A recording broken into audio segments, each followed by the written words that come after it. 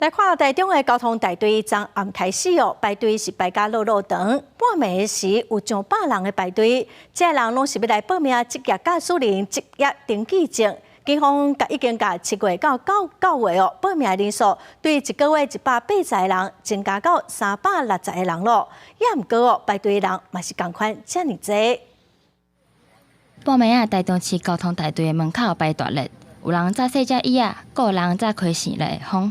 原来因拢是要来考职业驾驶人的职业登记证。有零食啊，跟卫生纸，还有就是零食水什么的啊，就打算就长期抗战。一直到透早，也是有真济做夜勤的人，一下班就赶来排队，就是要趁休热时摕到报考资格。袂少人即摆已经有头路，是为着要另外增加收入才来考的。毋过要选择传统或者是多元客停车，个人有个人的考虑。因为我觉得小黄的单子应该比较多了。那我比较想要就是选择我想要接的客人这样。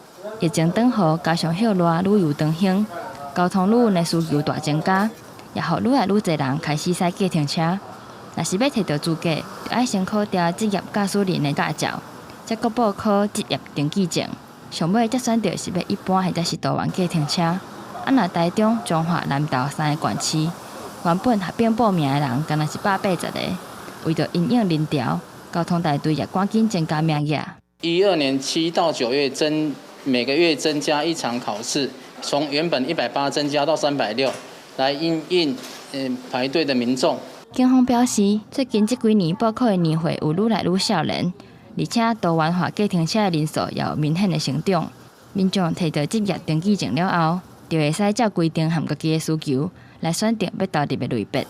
记者台中综合报道。